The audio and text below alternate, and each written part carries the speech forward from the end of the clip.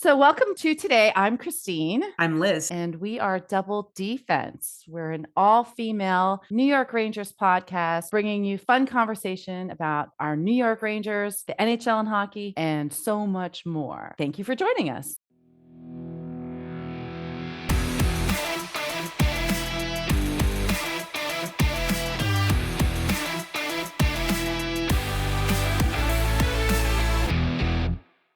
Hi, everyone. There's a lot of people here. It's a family affair today. I love it. There's a crowd, huh? I like it, though. I like it. Well, welcome to Double D-Fense. We're your, all female, but not today, hockey podcast focused on the New York Rangers, but who obviously are not in it anymore. So we are covering a lot of other really exciting things that are happening in the playoffs, in the PWHL, beyond that. And we are joined today by some very special guests. We have Michele, who is our Florida Panthers correspondent, and my mom. And we have Matt, who believes that Edmonton still sucks, is Christine's son, and is going to update us on all things PWHL and more. So thanks, guys. Always in forever. Yay. Yeah, we got a lot to talk about, since last week. Now we are kind of one game into this next round. And how's it looking? Gotta go to Michele. Like, how's the atmosphere down where you are? Panthers took game one. I feel like the Carolinas cursed. We'll see if they win a game tonight. What I'm going to say is, now that the Panthers are out of it, well, I'm a Floridian.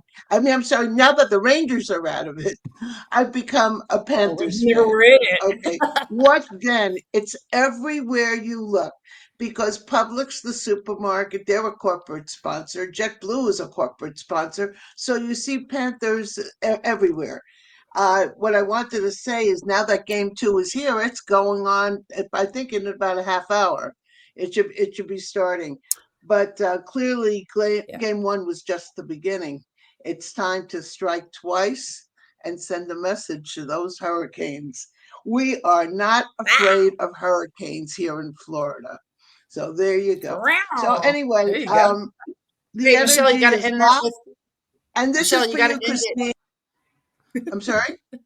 You got to end it with a round. You always have to end it with a round. Well, I just said this is for you, Christine. We have to end it with a round.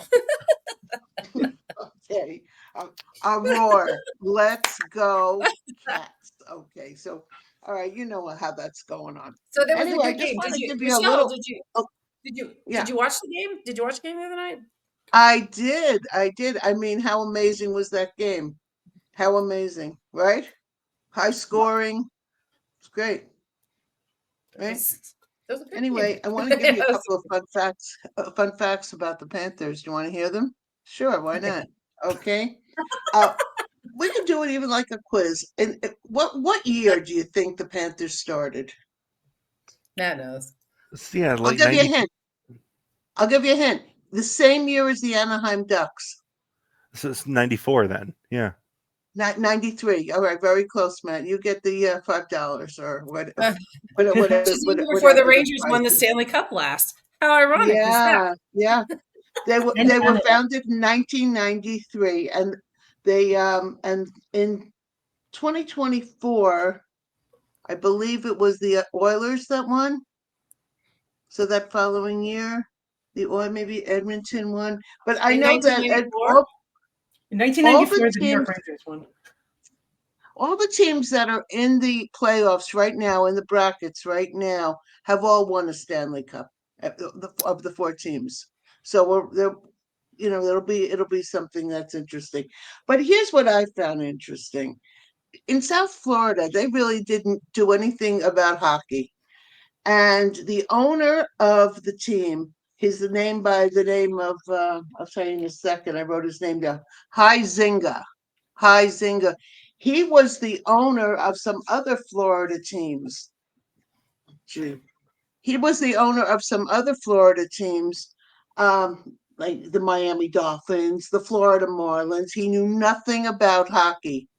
and decided that he wants to name the Panthers, he wanted to name them the Blockbusters because guess what? He owned Blockbuster Video.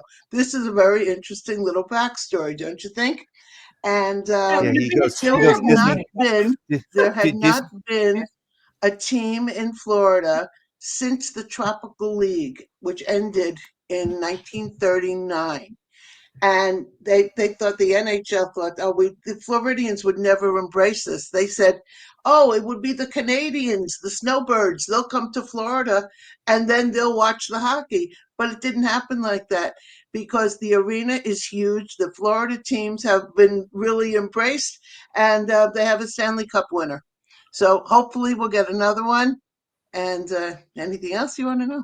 Well, Yeah, Hey, just think that if they win, your prices are going to go up too, though. Just kidding. the prices are expensive enough. Keep the prices low. You don't have to win, but it's Keep the okay. prices low. It's, It's a very, very large arena. I think but it's one of the largest in the NHL. and So, Matt, what were you going yeah, to say it's about fun. the owner? well, no, he goes and tries to name it the team the Blockbusters because he sees Disney on the other coast name it after their business, the Mighty Ducks, and so I can do that too with the Oh, Blockbusters, and it's not really the same thing. Yeah. But It's he worse. tried. It's worse Yeah. than the Mammoth. Oh well, yeah, anyway, they decided to name it after the Florida Panthers. Why? Because the Panthers were the endangered species of the Everglades. So there you go, and that's called Florida It's Panthers. run They're not wild. endangered anymore, by the way. Yeah, I don't think so. Lots of them. Any In questions? Florida? Hmm. That was some good fun facts. Appreciate it. Yeah, Well, more. I But didn't go know ahead. that. Continue on. there's still a lot of hockey to go. Although I have to say, with Carolina's track record in the finals, it is not looking promising that they're going to be able to turn this around. Carolina needs Well, to win a game. Just win. I know Just it just one. takes one win to break Just that one. curse. You know, What is it? but Winnipeg 13 could games. not do. What is it? 13 games in a row that they have Yeah. lost in In the Eastern playoffs. Conference. I think in the Eastern Conference, it is now up to 13 Three games. straight Wait. sweeps. Yeah, which is So really what do you interesting when you look at the team and you go, okay, they're good enough to get this far, and then they completely Every fall time. apart in the finals, in the conference finals. Well, wait, what would you rather have, Liz? Us not making it this year, or us making it and crashing like the Leafs and the Canes? Hard. I don't know. This has been way less stressful. I kind of prefer the way the Rangers did it. We've been on vacation for like a month at this point. You know, It feels Yeah, good great. to watch these games. It feels good, right? So I'm It's- good. it's been fun. Our texts are definitely more lighthearted. You know, even on over the weekend, I think we look, the Maple Leafs had a good game 6, and I was kind of questioning the Panthers, because they really weren't playing up to the standard that they were when they kind of outscored them on game 5, and then I thought there was hope. I always enjoy a close game. And Liz, you're texting me like, I'm going to go for the Leafs. And I'm like, me too. And then, then they scored the 2 goals and 2 men. You were like, uh-oh. And I'm like, you're like, never mind. And then we just kind of watched it play out the way that it did. Matthew, Yeah, I think I you're mean, going to do. Matthew's Game like, that's 7 torture. Game 7s are always crapshoots, but man, so our last episode of Double D-Fense, we had on a lot of friends from Toronto who were pretty sure that this was going to be They were the hopeful. Leafs year yet again. The girls were hopeful. Kyle wasn't that hopeful. The Kyle's Buffalo more realistic. Sabres With have more a life Game experience. 7 win. The Buffalo Yeah, Sabres have a Matthew- Game 7 win since the last time the Leafs won a Game 7. That's my Ooh. favorite fact. That's funny. So, Matt, obviously you're a big hockey fan. You've been following it. What do you think is going to happen? So we have two competitions still going on before we get to the finals. We have Dallas and Yep. Edmonton, and we have the Panthers and the Hurricanes. What are your predictions for how these rounds are going to go? What I want is different from what will probably happen. Edmonton is an enigma. When they have the lead, Lost, they don't keep by the it. way. Say they lost. Yeah, when they have the lead, they don't keep it, and when they're down, they come back. I Okay, don't know that what's going to could happen. work. Usually, the first Usually the third periods tell the story of every game that Edmonton plays. That game was crazy yesterday. That game was insane. And it's not even the first time. It's not even the first time a team has come back in the third period in all of Edmonton's games, and it's always been Edmonton. It's always been Edmonton. Edmonton is the boogeyman in the league currently. They are the hardest team to put away. So that game yesterday. So for those listening, if you didn't watch it, or Michele, look, Edmonton was up 3-1, right? It was 3-1 going to third. They dominated the second period and kind of edged over the first period, right? And then they started making just some mistakes. I think they started getting penalties, and then Dallas was capitalizing on those power plays. But it was like capitalize, and then it just worked. And so I think I shared it because they kind of broke another, record. A lot of little record streaks and stuff are broken, because I think they were the first team in NHL history to come back and score that many goals like in one period, right? So that was kind of crazy. And so where did you see it falling apart for Edmonton? And I'm wondering if that's gonna, it'll be curious to see how they come out tomorrow, to make it different. I mean, it fell apart with the penalties. Yeah, those they two should goals were power penalty goals. Yeah, because they had a couple breakaways and stuff, which we saw. So they do have a good penalty kill. But I think it was more Skinner. It kind of got those in there. So it'll be curious to see how that it continues. One of the things I know, Edmonton's really strong at home. And Dallas kind of comes up. Dallas has the strength, and I know I've questioned it watching the Winnipeg game because they're not challenged as much. But again, they came alive in the third period, and if they stay that way, this will be a really good series. I like to see it go 7. So, and then on the other side with the Panthers, so it's interesting. There's an article today, or not an article, but I say a story on NHL.com. The one good thing, Michele, about your Panthers, I'm not going to admit it. I might not want to, but it is a good team. Unlike the Oilers, who have 3 guys that just score and skate, and they're on the ice for 30 minutes a game, which I don't understand how people don't block them, or kind of stay on them. But the Panthers are known for I think against the first, this last game, I think 10 with those quick scoring goals, there were 7 different players getting points, in the 3 goals. So it's looking like they're a team that's actually playing very equally, and they're kind of holding their own weight, and they're working well together, like a well-oiled machine. And I think you think that's a result of the coaching that they have on the Florida Panthers? Oh yeah. I mean, he's Paul Maurice. Paul Maurice is terrifying. Paul Maurice is the scariest coach in the league right now. He has built a meat grinder. Yeah, and bringing in Marchand, and there was that. I think that these games are going to start getting really, really dirty, really fast.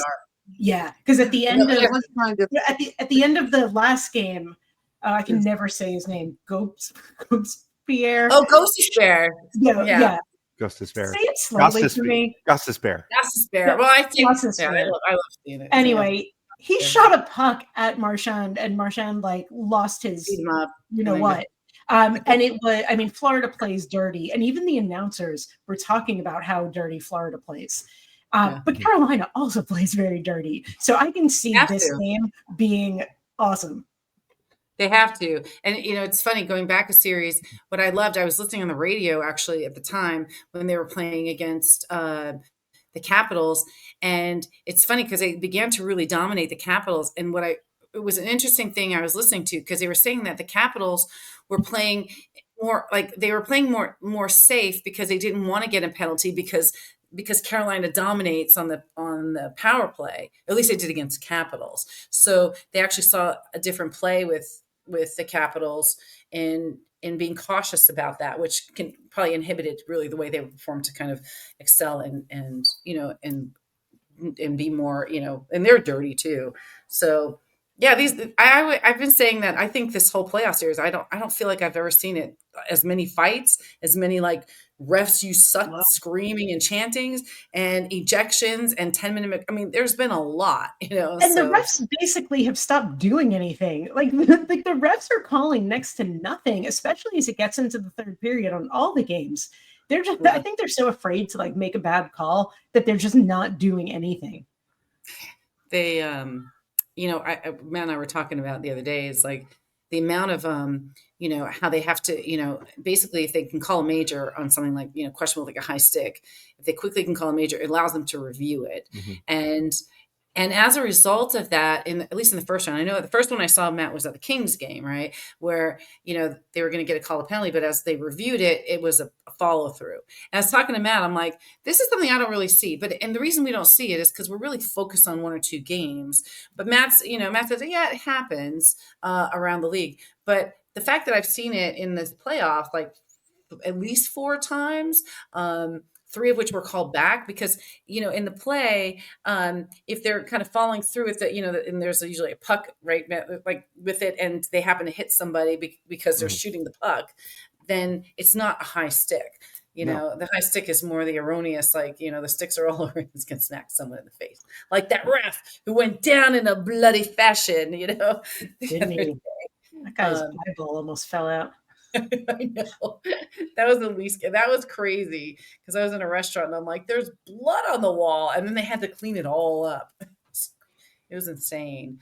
But that was it. He got that high stick, like right there on the eye, So, uh, so the calls like that have been crazy. And you're right. I think that's where you're seeing the refs. I see the refs are just looking straight at things and being like, let them play. I'm 50-50 on that. I like it when they let them play but you have to do it both ways. So if they do that both ways, I don't care. Yeah. I'm like, let them play, let them beat each other up, let them kill each other. I'm loving it. It's not our team. The NBA 82 game grind is done, and now the real fun begins. The NBA playoffs are here, and it's time for the all high stakes drama, clutch moments, and jaw dropping plays. I can't wait. If you're looking to make the playoffs even more exciting, DraftKings Sportsbook has you covered as an official sports betting partner of the NBA. Try placing a bet on your favorite player's performance. Will they drop 30 points, 40, or more? It's your call. Here's something special for first timers. New DraftKings customers bet $5 to get $200 in bonus bets instantly. Gambling problem? Call 1-800-GAMBLER. In New York, call 877-8-HOPE-NY or text HOPE-NY 467-369. In Connecticut, help is available for problem gambling. Call 888-789-7777 or visit ccpg.org. Please play responsibly. On behalf of Boot Hill Casino and Resort in Kansas, 21 and over. Age and eligibility varies by jurisdiction. Void in Ontario. Bonus bets expire 168 hours after issuance. For additional terms and responsible gaming resources, see dkng.co/ice. So Matt, you were like, how do you think they're going to play so that, you think Edmonds going to push it out 7 games? I mean that's just Edmonton. Like, Yeah. yeah. I mean, Right. I think they will. I think Dallas on paper is the better team, and frankly, at least in terms of every single roster that Edmonton has gone up against on paper, they are the worst team, but that doesn't matter. That doesn't matter. These games aren't played on paper, and they've shown that. They've shown that, and they've proved us wrong every single time, and I hate it. They've been the underdog each round, and they're just Yeah. blown through it. So, and Dallas gave them a run for their money last time, so I'm hoping they overtake them. I think I said Dallas won last time, but obviously I was manifesting. So I'd rather not see a repeat of last year. I kind of want something different, So we'll see. But I would say that if Edmonton and the Panthers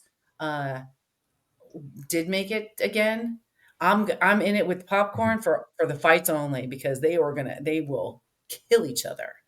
Well, I will say about Edmonton. Edmonton needs to stay out of the box because they gave up their lead on the power play. There's some dumb penalties with Nurse. Yeah.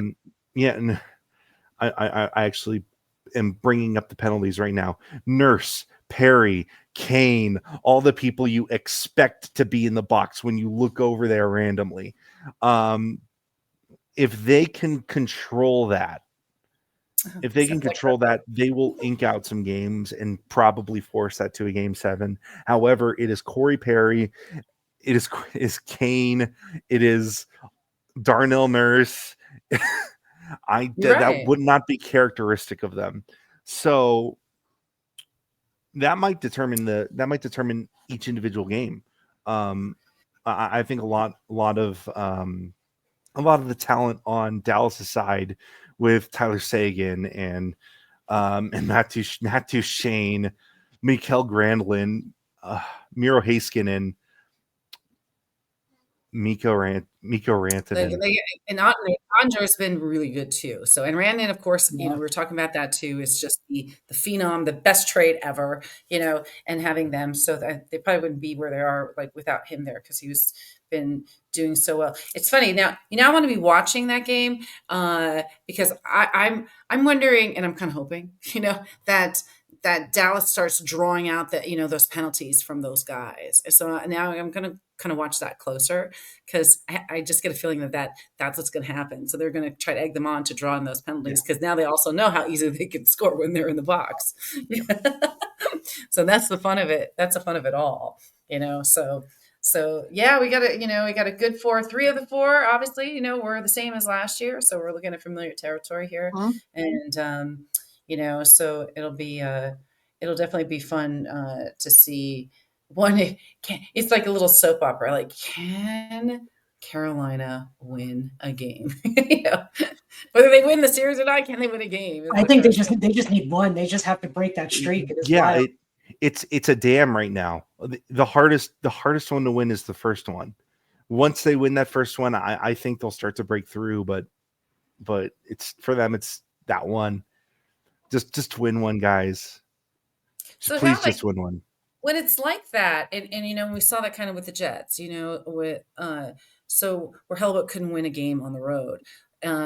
Matt, when you're thinking, or maybe when you see it with, I don't know if you're talking with the guys, on the Rebels, but, there has to be a mental aspect of it. I feel like I've seen that when, they know what's going on. They know the streaks that are happening, and you have that streak and that's sitting on your shoulders. And I know it could be determination, but also there's got to be some hindrance in that blocks it, from doing that. And if they're overthinking a lot of things in their head, if they have something like that in their head, along with everything else, knowing it's the Cup and how many games they have left, like, how much do you think that plays into it?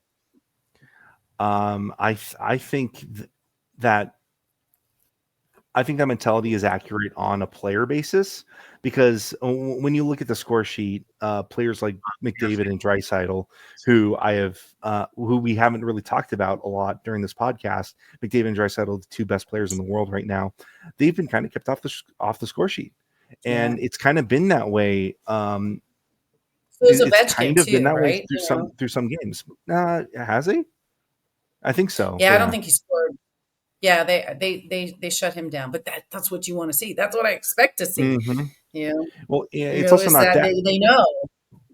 Shutting down players and them knowing that they're trying to shut you down. So you have to try to enable, especially when you're a leader like McDavid, you have to enable everyone to do the job for you. And that's kind of where we're seeing some positive glimpses out of the Oilers. Like Ryan Nugent-Hopkins scored the power play goal. Evan Bouchard coming back and scoring one of the goals during game 1. Their depth, he hasn't scored in a while. No, he hasn't played. He hasn't played. Right. He was lucky. Yeah. I actually think he's playing a little injured, but so is everybody. Yeah, I believe his first game back, he scored that 3rd goal in Edmonton. Mm-hmm. So and that's the difference too between like the Panthers, Michele, like in saying they're all like everybody's dangerous, and and then you have, you switch it over to the other extreme with Edmonton, where they really heavily rely on, on their top two guys. So that's, you have that different dynamic, for that. So again, if they make it in there, it'd be interesting. Well, we'll have to see how this all plays out. In the interim, there are apparently other things that are going on in the world of hockey that don't have to do with the NHL. It's crazy. We also have playoffs going on in the PWHL. And so that's getting exciting. We actually watched the game the other night. My child was here watching it with me, and it was fun because you have the who are the two teams? He said the Frost, the Minnesota Frost, and then the Ottawa Charge, or who is in the finals. Yeah. Minnesota won it last year, and so they're trying to repeat. And Ottawa, I did a poll on site, and I think more people are kind of rooting for Ottawa. And yeah, man, you take us to the game, because it was a pretty exciting game. If you're not watching the PWHL, take a break and watch it, because there's fights, there's penalties, there's good plays, and there's big errors like we saw, and it's been exciting. Last time I was on the podcast, I praised the Sirens for doing what they were doing at the time they were in second. Since I was on the podcast, they then ended up falling into the first overall draft pick spot. So congratulations to them. But yeah. I know New York, we don't make playoffs this year. It's okay.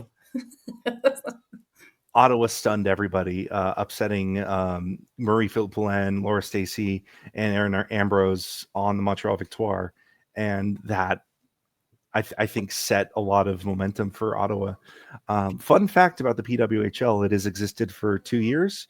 There has been 5 playoff series since then. And every single time the lower seeded team has won. Interesting. That is crazy. I do not know what the reason for that is. Yeah, I like the new stats. So it was really the game was really good, and Ottawa won in overtime. Their goalie, oh my God, we were watching it, and she just made a huge. I mean, if there was an error like in baseball that marks you for life, like that's one of them. She what did she do? She did like a Jonathan Quick times 10. She went way out of her goal.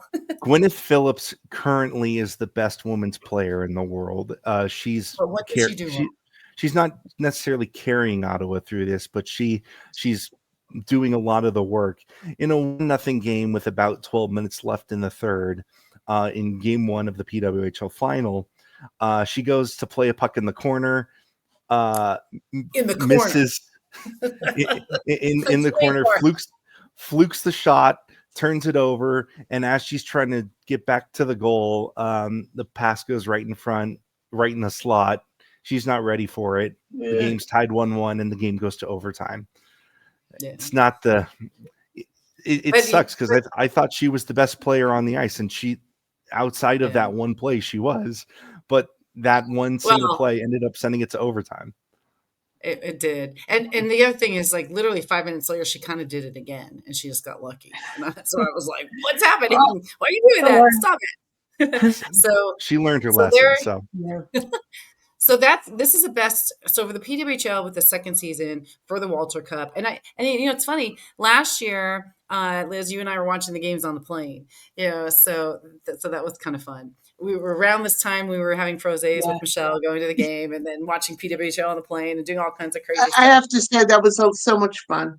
I know, we're going to do it again. No worries. And so it's the best, 5 with the PWHL.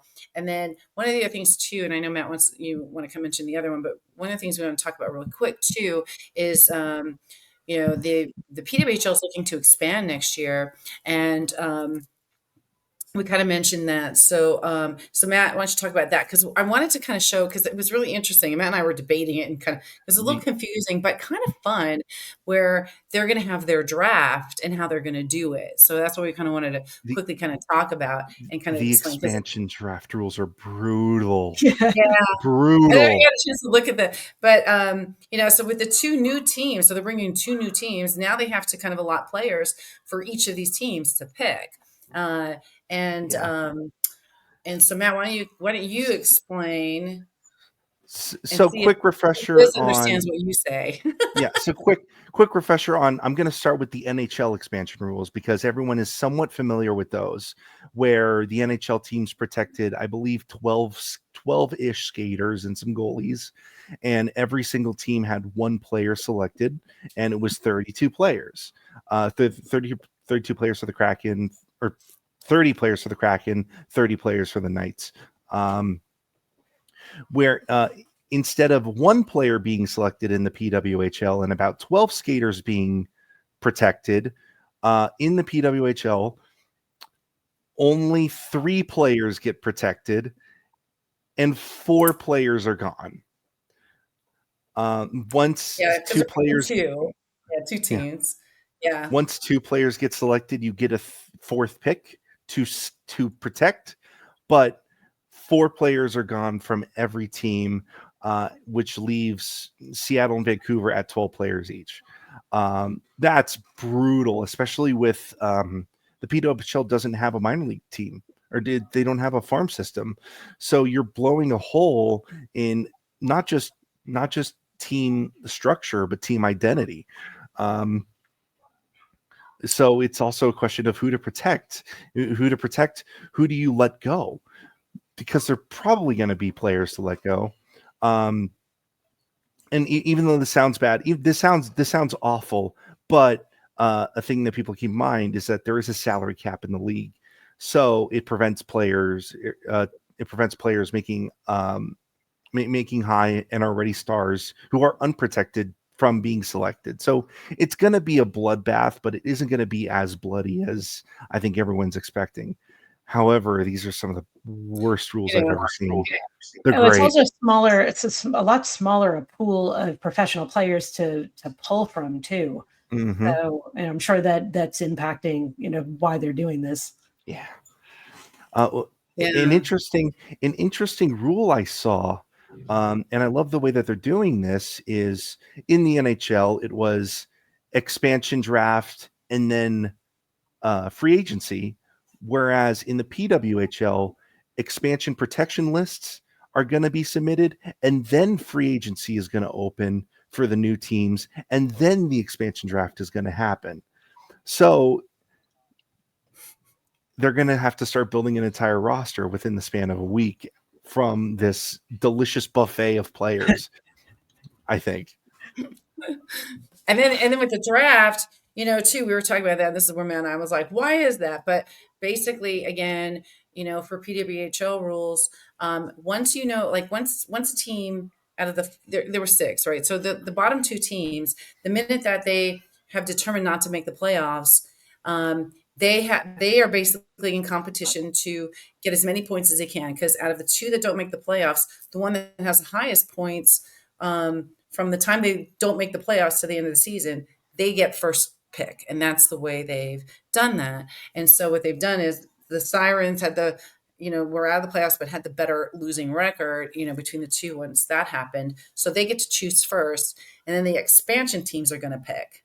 And then you're going to go from there based on, on the record of the playoffs, from the remaining teams. So they have it fine-tuned down to a lot of things, and there's a lot of, the interesting thing I want to see, and we're going to follow up with you, Matt, too, is it'll be really a bloodbath, because I know there's there are married couples, there's couples, and now if they're playing, and some of them are on the same team. So if they start getting divided up, that's when you're going to have some craziness happening.